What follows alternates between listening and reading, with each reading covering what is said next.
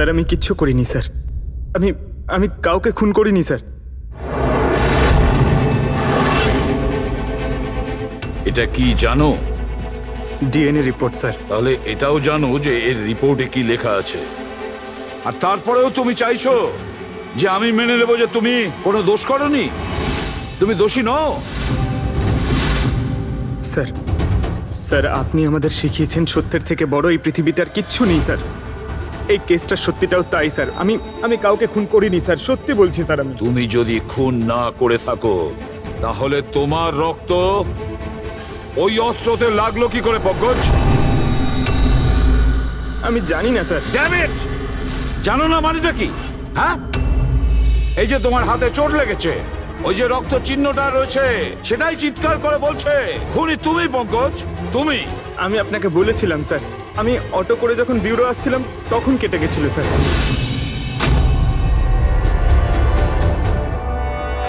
Sir এটাও তো হতে পারে যে কেউ পঙ্কজকে ফাঁসানোর চেষ্টা করছে।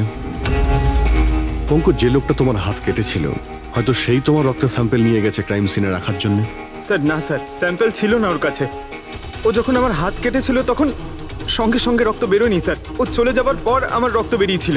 ওর কাছে আমার স্যাম্পেল থাকতেই পারে না স্যার। যদি তোমার রক্ত কেউ না নিয়ে থাকে তাহলে তোমার রক্ত ক্রাইম সিনে শুধু একটা কারণেই যেতে পারে পঙ্কজ, আর সেটা তখনই যখন তুমি ওখানে খুন করতে গিয়েছিলে। স্যার এ তো অদ্ভুত ব্যাপার। স্যার পঙ্কজ যদি মিথ্যে বলতো, আমাদের বিভ্রান্ত করতে চাইতো, তাহলে তো বলতেই পারতো যে ওর স্যাম্পেল কেউ নিয়ে চলে গেছে, কিন্তু ও আমাদের সত্যি বলল। তাহলে ওর সত্যির কি কোনো দাম নেই স্যার? হ্যাঁ অভিজিৎ, সত্যির অনেক দাম আছে, কিন্তু আপাতত এই কেসের একটাই সত্যি, এই খুনের একজনই সাসপেক্ট, আর সে হলো পঙ্কজ।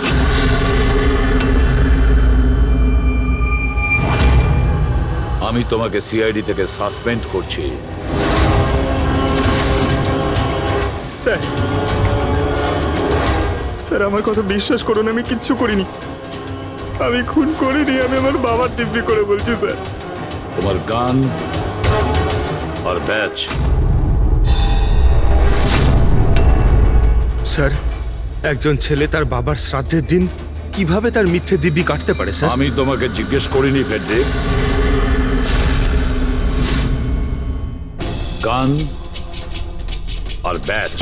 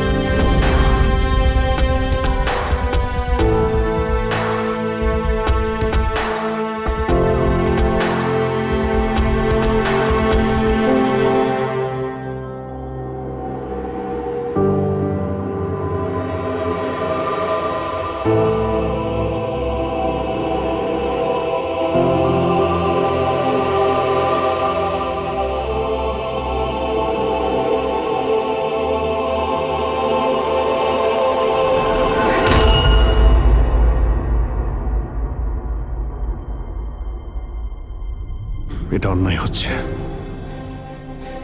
এটা খুবই অন্যায় হচ্ছে। নো অফেন্স স্যার, কিন্তু আপনি আপনি সবসময় আমাদের উপর এইভাবে সন্দেহ করতে পারেন না স্যার। এটা তুমি কি বলছো অভিজিৎ? কি ভুল বললাম আমি? যখনই কোনো সিআইডি অফিসারকে মিথ্যে ব্লেম দেওয়া হয়েছে, আপনি আমাদের উপর কখনোই ভরসা করেন না। এটা তুমি কি বলছো অভিজিৎ? আমি তোমার কাছে এটা আশা করিনি। স্যার, আমাদেরও আপনার কাছে কিছু আশা থাকে স্যার। আপনার একটা ইশারায় আমরা যে কোনো মুহূর্তে জীবন দিতে প্রস্তুত থাকি। তাহলে এটুকু আশাও কি অন্যায় যে আপনি খারাপ সময় আমাদের পাশে থাকবেন, আমাদের আপনি সহযোগিতা করবেন? তোমাদের আমি সহযোগিতা করি না? সত্যিটা জানার চেষ্টা করিনি? সত্যিটা জানার চেষ্টা করে অনেকবার আপনি আমাদের আত্মসম্মানে আঘাত করেছেন স্যার। আমাদের দায়িত্ব আর কর্তব্যকে আপনি সন্দেহ করেছেন। যখন আমাকে মিথ্যে অপবাদ দেওয়া হয়েছিল, আপনি আমার উপরে ভরসা করেননি স্যার। আর যতক্ষণ পর্যন্ত অভিজিৎ নিজেকে নির্দোষ প্রমাণিত করছে, ওকে জেলেই থাকতে হবে। যখন দয়াকে মিথ্যে অপবাদ দেওয়া হয়, তখন ওকেও আপনি ভরসা করেননি স্যার। কিন্তু হয়তো আপনি একটা কথা ভুলে গেছেন, একবার আপনাকেও এরকম মিথ্যে অপবাদ দেওয়া হয়েছিল স্যার।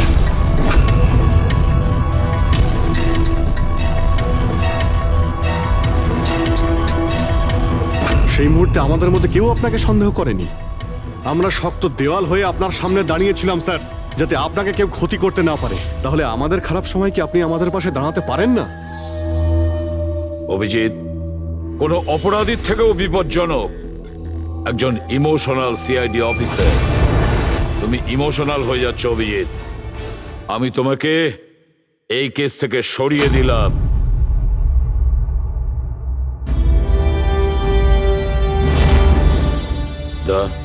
পুরবি, আজ থেকে পঙ্কজের কেস তোমরা দুজন ইনভেস্টিগেট করবে, শুধু শুধু তোমরা দুজনে। ঠিক আছে স্যার। এখন আমার উপরে আপনার এতটুকুও ভরসা নেই যে কেসটাকে আমি নিউট্রাল ভাবে দেখতে পারবো কিনা। এত বছর ডিউটির পর এরকম মেডেল তো ভাগ্যবানীরাই পায়। Thank you sir.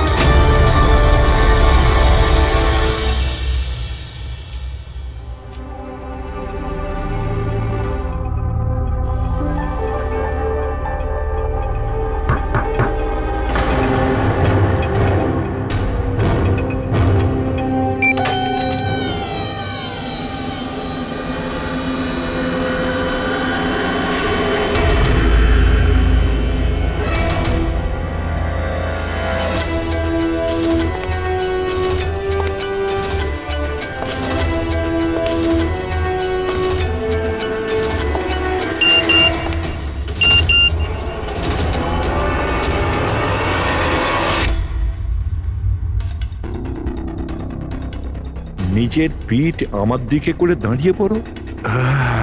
চলো এটাও করে দেখে নি।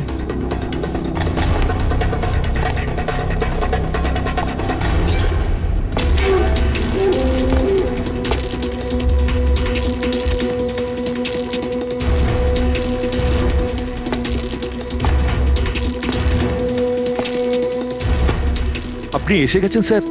আমি আপনার জন্য অপেক্ষা করছিলাম। ওইখানে আপনার ফাইলটা আছে, ওখানে পুরো ফাইন্যান্সিয়াল প্ল্যান পড়ে আছে এবং আমার স্থির বিশ্বাস যে আপনার খুব পছন্দ হবে।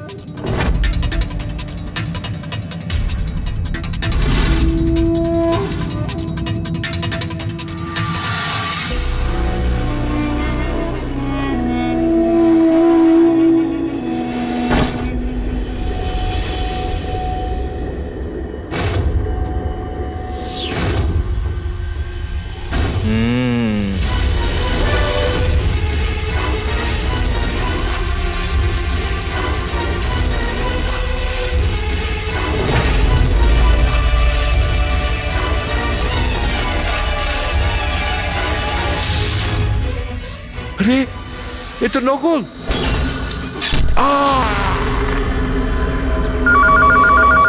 Hello, ACP Pradyuman here. What? কখন? আচ্ছা, ঠিক আছে।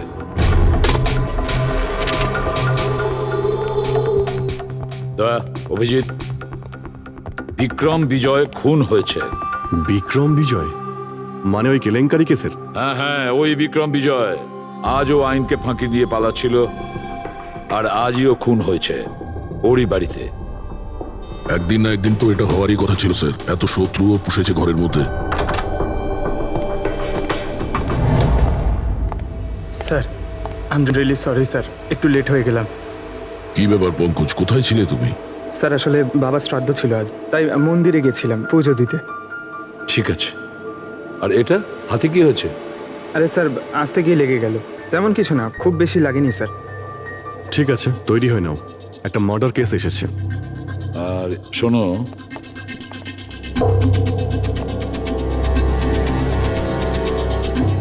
কার আবার মার্ডার হলো? বিক্রম বিজয়ের।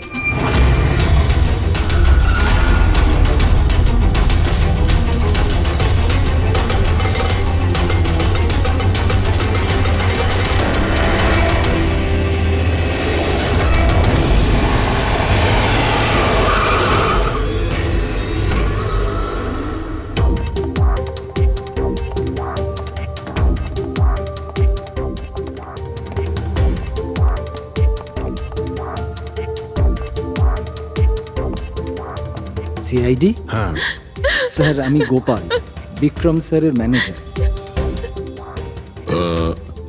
এই তিনজন কারা? এ মোহিত, বিশাল আর ও হলো রাঘব, এরা স্যারের সিকিউরিটি গার্ডস। ও, আর ইনি? ইনি বিক্রম স্যারের ওয়াইফ মধু ম্যাডাম, আর বাকিরা সব স্টাফ। বডি কোথায়? স্যার বডি ভেতরে আছে। এই ঘাড়ে আঘাত করেছে আর পেট আর বুকেও মেরেছে। খুনি এটা শিওর হতে চেয়েছিল যে কোনোভাবেই যেন এ বেঁচে না যায়।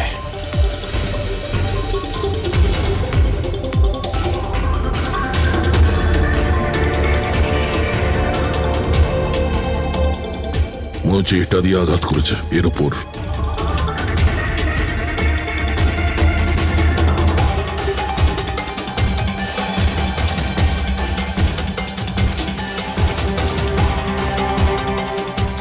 বিক্রমের ফোনে শেষ মেসেজটা কোনো আননোন নাম্বার থেকে এসেছিল। নিজের পিঠ আমার দিকে করে দাঁড়াও। পিঠ আমার দিকে মানে ওই লোকটা কি একে নিজের মুখ দেখাতে চাইনি নাকি?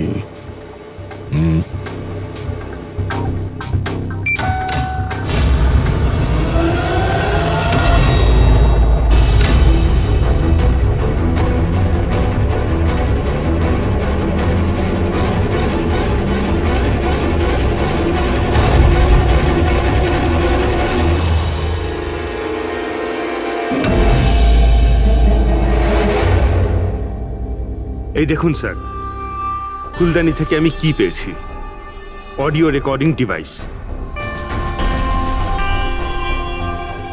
অডিও রেকর্ডিং ডিভাইস মানে এই রুমের মধ্যে যা কথাবার্তা হচ্ছিল সেটা কেউ শুনছিল।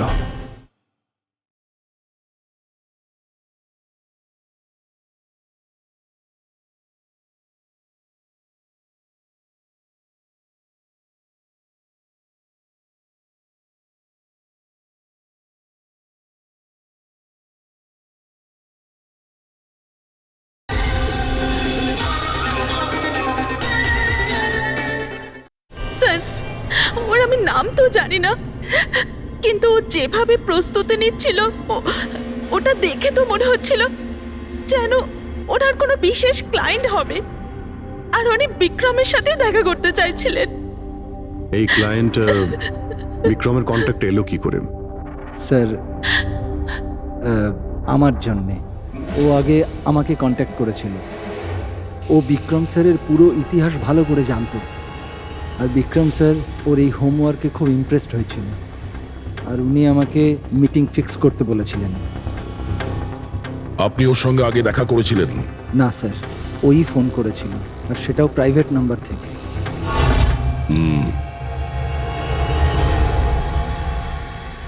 তাহলে আপনারা মিটিং এর আগে সবকিছু দেখে নিয়েছিলেন? হ্যাঁ হ্যাঁ স্যার, ওই রুমটা খুব ভালো করে চেক করে নিয়েছিলেন তো? হ্যাঁ। তাহলে এই অডিওর রেকর্ডিং ডিভাইস এটা রুমের মধ্যে এলো কি করে? স্যার এটা কোথায় ছিল? ফ্লাওয়ার পটের মধ্যে। ফ্লাওয়ার পটে? ওটা তো তুই চেক করেছিলিস না মোহিত? আমি চেক করেছিলাম স্যার, কিন্তু আমি এটা ফ্লাওয়ার পটে দেখতে পাইনি। দেখতে পাননি? আগে না। আচ্ছা, কিভাবে তুমি দেখলে না? ব্যুরো চলো, ওখানে সবাই খুব ভালোভাবে দেখতে পায়।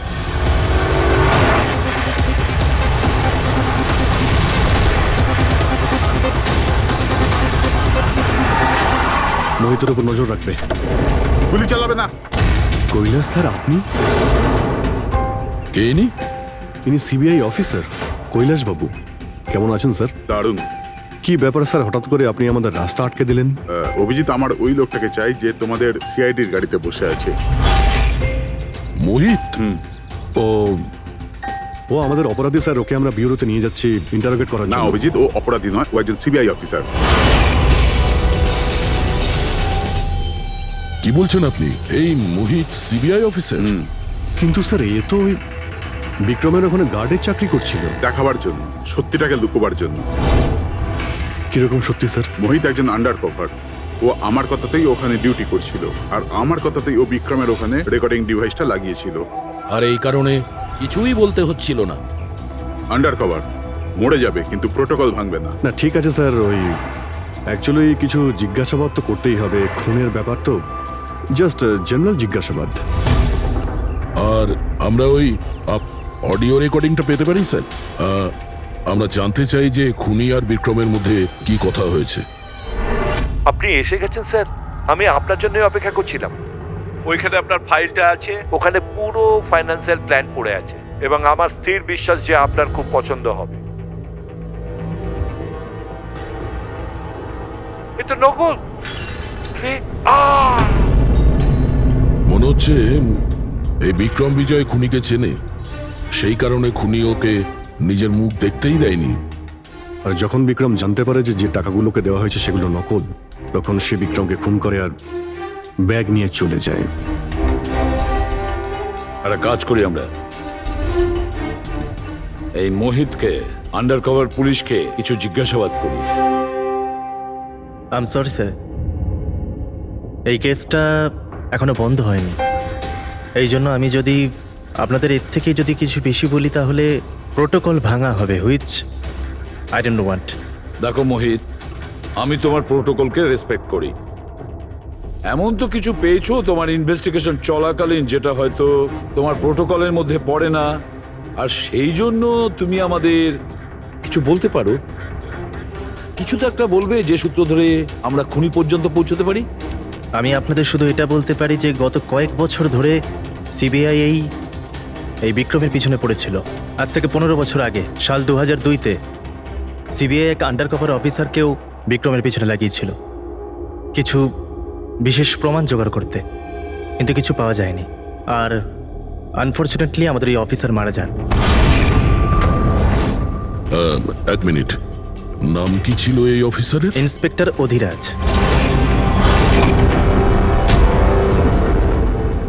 ইন্সপেক্টর অধিরাজ? এই বোতলে যে রক্তটা আছে, এই রক্তে বিক্রমের ডিএনএ ছাড়াও অন্য কারো ডিএনএ আছে। বিক্রমের ডিএনএ ছাড়াও অন্য কারো ডিএনএ আছে? তুমি বলতে চাইছো অন্য কেউ ছিল?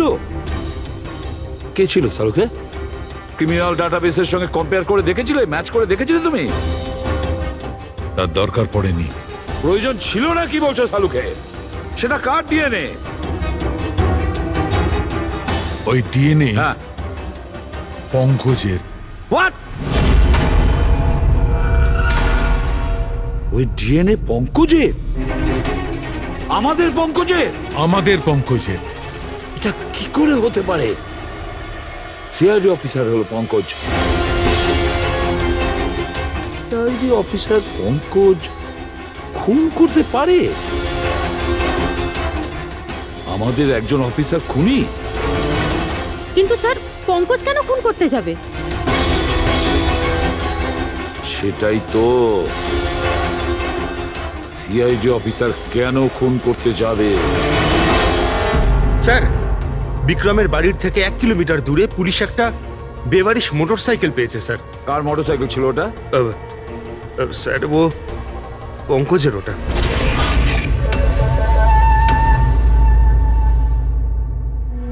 ভাবছিলাম তাই। তার মানে পঙ্কজের বাইকটা পাওয়া গেল ওখানে, আর আপনাদের কারুর অবাক লাগলো না? ফ্রেডি, বিক্রম বিজয় যে মারা গেছে আজ 15 বছর আগে, অধিরাজ বাবু পঙ্কজের বাবা একটা আন্ডার কভার কপ বডিগার্ড সেজে বিক্রম বিজয়ের বিরুদ্ধে প্রমাণ জোগাড় করছিল, আর সেই কারণে ও মারাও গেছে। তার মানে স্যার, পঙ্কজ এটা ভাবে যে পঙ্কজের বাবার মৃত্যুর পিছনে এই বিক্রম বিজয়ের হাত রয়েছে, আর এই জন্য ওর বাবার মৃত্যুর প্রতিশোধ নেবার জন্য।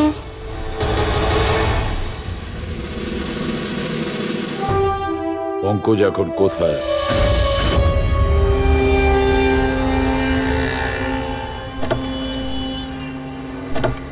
আরে স্যার, আপনারা? আরে এই প্রশ্নটাই তো আমরা তোমাকে জিজ্ঞেস করছি। তুমি এখানে কি করছো? তুমি তো অসুস্থ ছিলে। আরে স্যার, বাইক চুরি হয়ে গেছিল আমার। এই সামনে থানাতেই রিপোর্ট লেখাতে এসেছিলাম। এই দেখুন। আমরা জানি তোমার বাইকটা কোথায়। আপনারা কি করে জানলেন স্যার? তোমার বাইক বিক্রম বিজয়ের বাড়ির কাছে পেয়েছি। সেই বিক্রম বিজয় যে তোমার বাবার খুনি। যখন বিউরোতে এসিপি স্যার বলল যে বিক্রম বিজয়ের খুন হয়েছে, তখন তুমি জানতে না ওই বিক্রম বিজয়? হ্যাঁ স্যার। আরে তাহলে তুমি বিউরোতে কেন বললে না? তোমার বলা উচিত ছিল যে বিক্রম বিজয়ই তোমার বাবার খুনি। স্যার, বাবার শ্রাদ্ধ ছিল স্যার। মন্দির থেকে বিউরো আসছিলাম, ওনার ব্যাপারেই ভাবছিলাম, আর কিছু খেয়াল ছিল না স্যার। একদম কিছু মাথায় আসছিল না, বুঝতেই পারছিলাম না কি করব। আর এই যে তোমার হাতটা কাটা, এক্স্যাক্টলি কি হয়েছিল? স্যার, এটা তো মন্দির থেকে যখন আমি অটোতে ফিরছিলাম।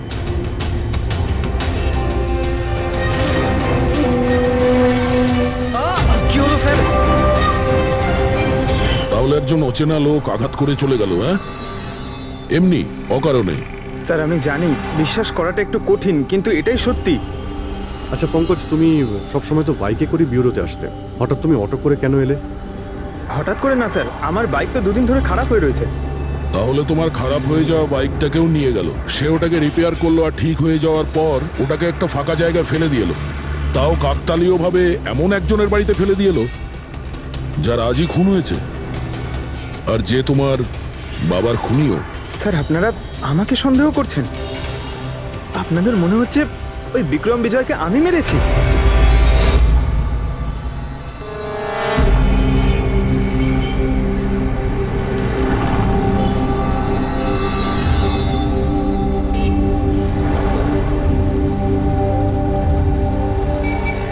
যদি এই পঙ্কজ নিজের বাড়ি থেকে বিক্রম বিজয়ের বাড়িতে যায়, তো এখানে এই জাংশন থেকেই গিয়েছে।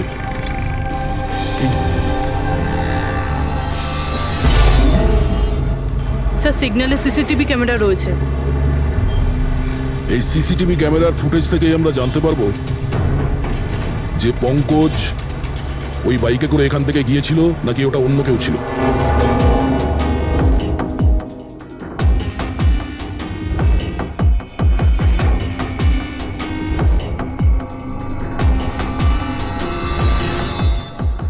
এক মিনিট রিওয়াইন্ড করো, পজ করো। স্যার, এই দেখুন, একে পঙ্কজের মতনই দেখতে লাগছে না? বাইকের নাম্বার হলো XYA4784। স্যার, পঙ্কজের বাইকের নাম্বারও এটাই। পুরবি, এই পঙ্কজ এতটা তো ভুল করবে না যে একটা অপরাধ করতে যাওয়ার আগে রাস্তায় আর একটা অপরাধ করবে, সিগন্যাল ভাঙার। নিশ্চয়ই কেউ আছে যে পঙ্কজকে ফাঁসাতে চাইছে, আর সেই কারণেই ও সিগন্যালটা ভেঙেছে, যাতে আমাদের যে সন্দেহটা আছে পঙ্কজের উপর, ওটা আরো মজবুত হয়। কিন্তু স্যার, পঙ্কজকে কে ফাঁসাতে চাইবে? হতে পারে ওর কোনো পুরনো শত্রু। স্যার, আমার এমন কোনো পুরনো শত্রু নেই যে আমাকে ফাঁসানোর জন্য এরকম কিছু করবে স্যার। পঙ্কজ, খুব ভালোভাবে চিন্তা করো, কেউ তো হবে। না স্যার। যদি তোমার কোনো শত্রু না থেকে থাকে তাহলে এই খুন তুমিই করেছো। তুমি নিজের বাবার মৃত্যুর প্রতিশোধ নিয়েছো তুমি, আর সেটাও ওনার মৃত্যুবার্ষিকীতে। স্যার আমার প্রতিশোধ নেবার কোনো মেন্টালিটি নেই স্যার। আমি খুনি না স্যার, আমি একজন সিআইডি অফিসার। যতদূর বাবার কথা স্যার, আমি তো ওনাকে ভালো করে দেখিও নি স্যার। আমার তো এমন কিছু মনেও নেই যে উনি আমাদের সঙ্গে কখনো টাইম স্পেন্ড করেছেন বা আনন্দ করেছেন। স্যার উনি হয়তো কখনো ভাবতেনও না যে ওনার একটা ছেলে আছে যার ওনাকে প্রয়োজন। তার মানে হলো তোমার বাবার সঙ্গে তোমার সম্পর্ক ভালো ছিল না? স্যার উনি একজন আন্ডারকভার কপ ছিলেন, বেশিরভাগই নিজের কাজেই ব্যস্ত থাকতেন। বাড়ি, সংসার, সন্তান, পরিজন সেসব নিয়ে উনি কোনোদিন মাথায় ঘামাননি। আমাকে শুধু আমার মাই মানুষ করেছেন স্যার। কিন্তু তাও বলছি পঙ্কজ, তোমার নিজের বাবার সাথে কোনো না কোনো স্মৃতি তো জড়িয়ে থাকবে না? কিছু মনে আছে? শুধু স্যার এইটুকুই মনে আছে আমার স্যার, আমাকে উনি মেলায় ঘুরতে নিয়ে যেতেন, কিন্তু মেলায় নিয়ে যাওয়ার আগে উনি আমাকে হসপিটালে নিয়ে যেতেন প্রতিবার। কি? হসপিটালে?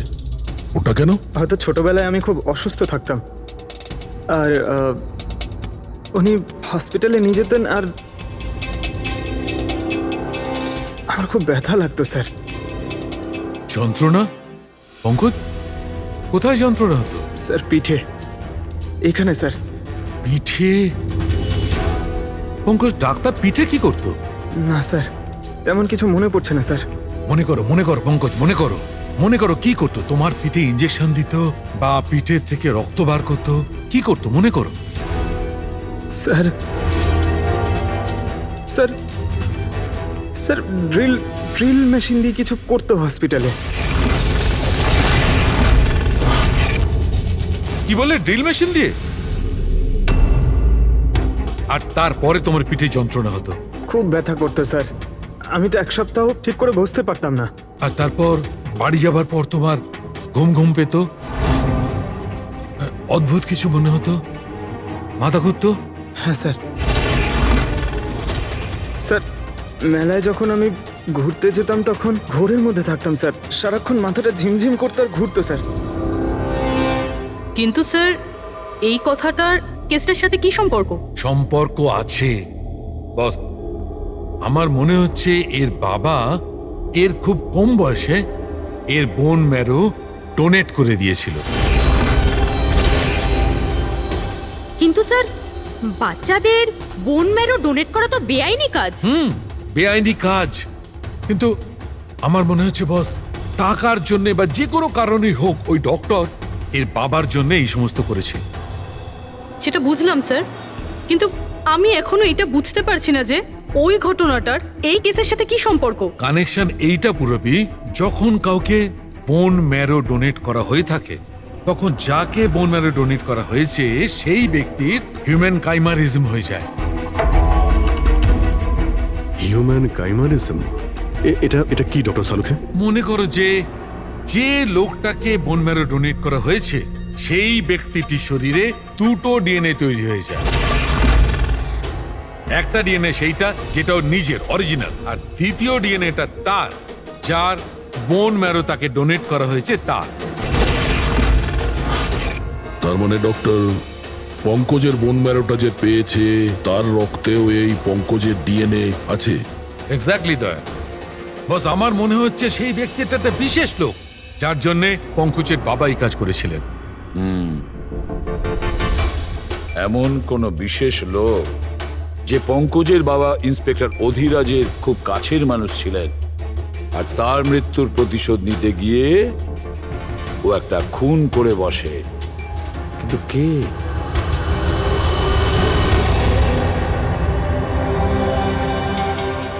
দয়া। Hi sir. Hello Abhijit. Hi Daya. Hello. Good. Sorry, আপনাকে এরকম একটা জায়গাতে ডেকে আনতে হলো। অভিজিৎ, যে ইনফরমেশন তোমার দরকার ছিল সেটা না সিআইডি অফিসে দেওয়া যেত না আমার অফিসে? থ্যাংক ইউ স্যার আমাদের সাহায্য করার জন্যে। স্যার পঙ্কজ একজন সৎ অফিসার, আর যদি আপনার সাহায্যকে আমরা নিরাপরাধ প্রমাণ করতে পারি। অভিজিৎ, তোমার মনে আছে এক বিপজ্জনক অপরাধী ছিল রাকা, তাকে ধরতে তুমি আমাকে সাহায্য করেছিলে। তা ধরে নাও আমি সেটারই ঋণ মেটাচ্ছি। এসব আপনি কি বলছেন স্যার? অ্যাকচুয়ালি আমাদের পঙ্কজের বাবা ইন্সপেক্টর অধিরাজের ব্যাপারে কিছু ইনফরমেশন চাই, যতটা আপনি দিতে পারবেন। আপনি কাজ করেছেন না ইন্সপেক্টর অধিরাজের সঙ্গে? হ্যাঁ দয়া, অধিরাজ খুবই সৎ ইন্সপেক্টর ছিল আর সাহসীও। আমার তো এটা বলতে গর্ব হয় যে আমরা একসাথে কাজ করেছি। স্যার অ্যাকচুয়ালি আমরা এটাই জানতে চাই যে ওনার আন্ডার কভার মিশনের সময় ওনার সঙ্গে কারো কি কোনো গভীর সম্পর্ক হয়েছিল? আই মিন কোনো নতুন পরিবার, সেরকম কিছু? অভিজিৎ, এই যে আন্ডার কভারদের যে দুরকম জীবন হয়, খুব কঠিন হয় সেটা সামলানো। এই পুলিশেরাও তো মানুষ হয় নাকি, আর তাদেরকেও সেই সীমাটা পেরিয়ে যেতে নেই যেটা ও পেরিয়ে গিয়েছিল। মানে ওনারও কারোর সঙ্গে ভালোবাসা হয়েছিল? ওনারও কোনো অন্য পরিবার ছিল? হ্যাঁ, অধিরাজের দ্বিতীয় স্ত্রী বাচ্চা জন্ম দিতে গিয়ে মারা গিয়েছিল। ও, আর অধিরাজ বাবুর মৃত্যুর পর এই দ্বিতীয় বাচ্চাটার কি হয়েছে? এই রহস্য সবসময় রহস্যই রয়ে গেছে। অধিরাজ ওই দ্বিতীয় বাচ্চাটাকে কোথায় রেখেছে, কিভাবে বড় করেছে, আর ওই বাচ্চাটা কোথায় গেল কেউ কিছু জানে না। আর এই যে বাচ্চাটা, মানে দ্বিতীয় বিয়ের বাচ্চাটা, কত বয়স ওর? এই পঙ্কজের থেকে 2-3 বছর বড় হবে। বিয়ে পঙ্কজের মায়ের সাথে আগে হয়েছিল, কিন্তু বাচ্চা দ্বিতীয় স্ত্রীর আগে হয়েছিল। হয়তো ওনার কোনো রোগ ছিল যার কারণে অধিরাজবাবু পঙ্কজের বোন ম্যারো ওকে দিয়েছিলেন। নিজের বাবার মৃত্যুর প্রতিশোধ নিতে হতে পারে খুনটা পঙ্কজের সৎ ভাইই করেছে। আর এখন প্রশ্ন এটাই যে পঙ্কজের এই সৎ ভাই কে সে, আর এখন কোথায়? আমার কিছু কিছু আইডিয়া হচ্ছে যে ওর সঙ্গে ঠিক কি হতে পারে। দেখুন স্যার, আমাদের আরো একটা সাহায্যের খুব প্রয়োজন। এই আন্ডার কভার মিশনের সময় আপনাদের সঙ্গে আর কারা কারা ছিলেন তার সবার ইনফরমেশন চাই, আর অধিরাজ বাবুর ডিটেলস। অভিজিৎ, এটা একটু মুশকিল হবে। জানি স্যার, এটা খুবই কঠিন, কিন্তু কাউকে নির্দোষ প্রমাণ করতে হবে। আপনি আমাদের উপরে বিশ্বাস রাখতে পারেন, সমস্ত ইনফরমেশন আমাদের কাছেই থাকবে। ওকে।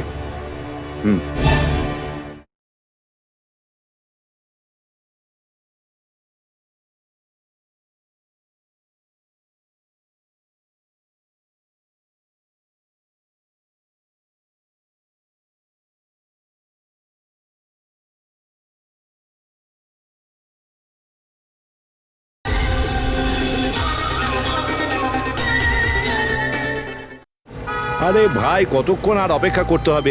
এ লোক সময় আসে না কেন?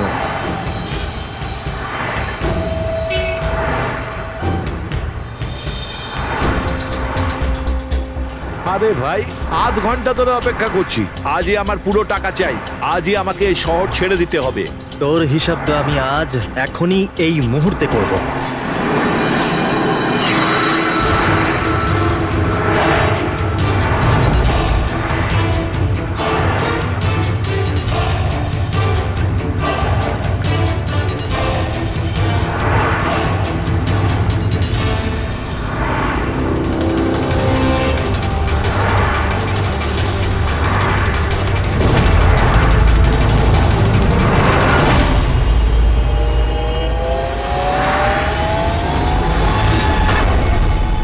ওর অ্যাকাউন্ট সিআইডি বন্ধ করবে।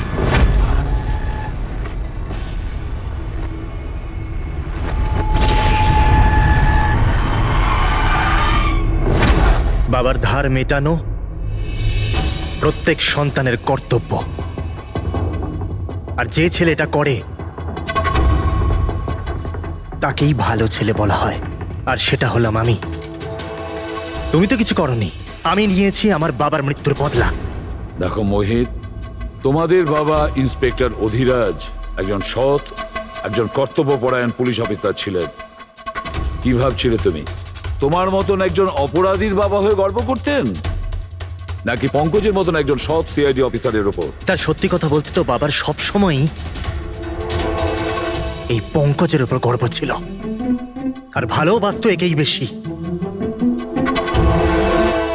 আমাকে তো উনি অনাথ আশ্রমে দিয়ে দিয়েছিলেন স্যার, যাতে ওনার দ্বিতীয় পরিবারের ওপর কোনো আঁচ না আসে। তুমি যখন এই কথাটা জানতে আমাদের কাছে এলে না কেন? আমি তো তোমার ভাই, একসঙ্গে ধরতাম বিক্রমকে, তাও আইনের পথে। চাই না আমার তোমার সাহায্য। আমাদের বাবার হত্যাকারীকে কিভাবে ধরতে হবে, কিভাবে ওর উপর প্রতিশোধ নিতে হবে, এর প্ল্যানিং আমি আগে থেকেই করে রেখেছিলাম, অনেক দিন থেকে। আর এটাই হলো কারণ আমার সিবিআই অফিসার হওয়ার। আর ঠিক আমার বাবার মতোই একটা আন্ডার কভার মিশনে গেছিলাম ওই বিক্রমের বিরুদ্ধে। কিন্তু এইবার তাকে সাজা দেওয়ার জন্য নয় স্যার, বরং ওকে শেষ করার জন্য। একজন সিবিআই অফিসার হয়েও তুমি অপরাধ করেছো। তোমাদের মতো অফিসারের জন্যই সবাই আইনের উপরে ভরসা করতে পারে না। এই কাজে কেতন তোমাকে সাহায্য করেছিল না? হ্যাঁ স্যার, কেতনও আমার বাবার সাথে কাজ করত। সেও একজন আন্ডার কভার অফিসার ছিল। সেই আমাকে সবকিছু বলেছে। আর তার বলাতেই আমি জানতে পারি যে ছোটবেলায় আমার একটা অপারেশন হয়েছিল। আর যখন তুমি জানতে পারলে যে তোমার রক্তে দুটো ডিএনএ আছে, একটা তোমার আর একটা আমার, তুমি খুন করে আমাকেই ফাঁসিয়ে দিলে। হ্যাঁ, আর এই জন্য আমার রক্ত বার করে আমি অস্ত্রের ওপরে ছড়িয়ে দিয়েছিলাম। আর তারপর তোমার হাত কেটেছিলাম, যাতে এক তীরে দুই পাখি মরে। আমার দুই শত্রু, আমার বাবার হত্যাকারী ওই Vikram. Hello Kailash sir. Sir, আমি বিক্রমের রুমেতে অডিও ডিভাইস লাগিয়ে দিয়েছি।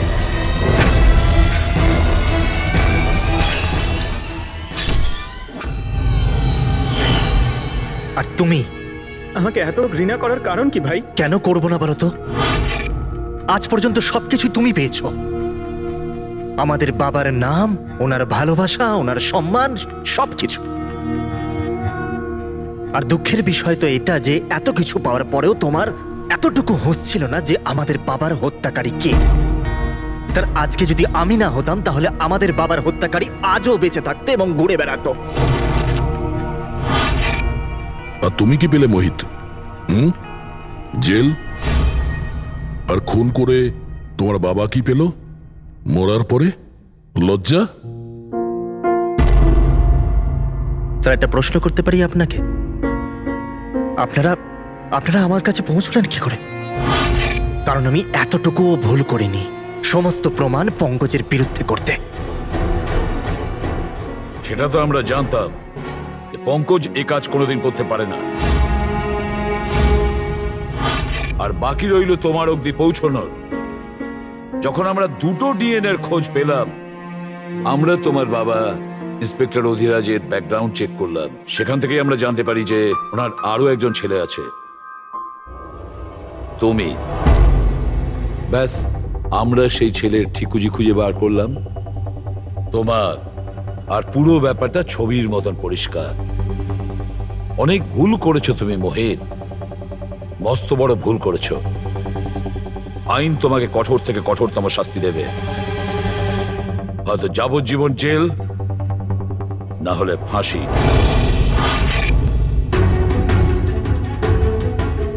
ফ্রেডরিক,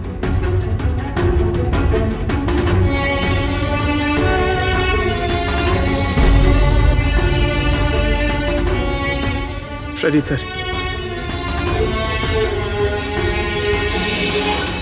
আমি জানি তোমার মনে শুধু আমার প্রতি ঘৃণাই আছে, কিন্তু আমি সত্যি জানতাম না আমার কোনো ভাই আছে। আমি জানি না তোমার সঙ্গে কি হবে, কিন্তু তুমি একটা কথা সবসময় মনে রেখো, আমি তোমার অপেক্ষা করব। I'll wait for you, brother.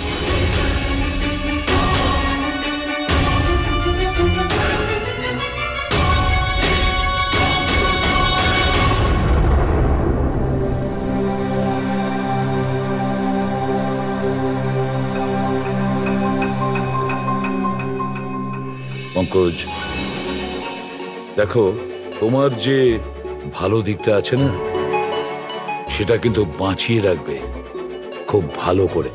Welcome back to CID. Thank you sir. Sir I am sorry sir, আপনি ঠিকই বলছিলেন। ইমোশনাল হয়ে আমি স্যার একটু বেশি বলে ফেলেছি। I am sorry. দেখো অভিজিৎ, তোমরা সবাই আমার কাছে শুধু সিআইডি অফিসার নও, তোমরা আমার গর্ব, আমার আত্মবিশ্বাস, তোমরা আমার শক্তি। তোমরা আর এসিবি প্রদ্যুমান আজ পর্যন্ত নিজের শক্তিকে সন্দেহ করেনি, না কোনোদিন করবে। সময় তো সব সময়ই মানুষের পরীক্ষা নেয়, কিন্তু কর্তব্যের পথে চলার সময় যদি নিজের সন্তানের ওপরেও গুলি চালাতে হয়, আমাদের হাত যেন না কাঁপে।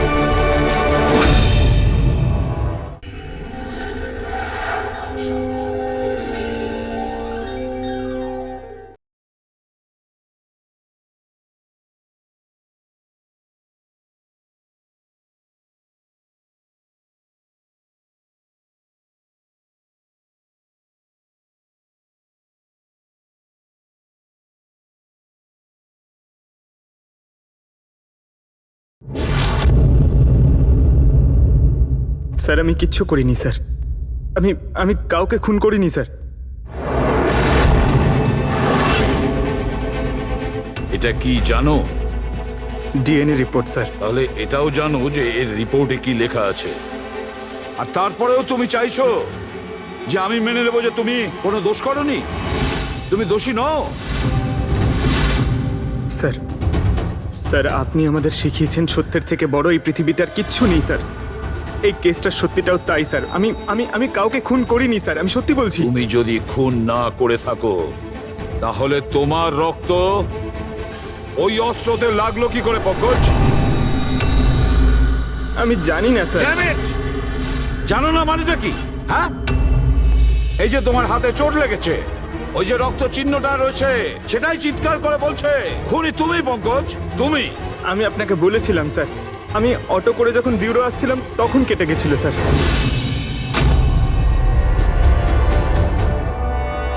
স্যার এটাও তো হতে পারে যে কেউ পঙ্কজকে ফাঁসানোর চেষ্টা করছে। পঙ্কজ যে লোকটা তোমার হাত কেটেছিল, হয়তো সেই তোমার রক্তের স্যাম্পল নিয়ে গেছে ক্রাইম সিনে রাখার জন্য। স্যার না স্যার, স্যাম্পল ছিল না ওর কাছে। ও যখন আমার হাত কেটেছিল তখন সঙ্গে সঙ্গে রক্ত বেরোয়নি স্যার। ও চলে যাবার পর আমার রক্ত বেরিয়েছিল। ওর কাছে আমার স্যাম্পল থাকতেই পারে না স্যার। যদি তোমার রক্ত কেউ না নিয়ে থাকে তাহলে তোমার রক্ত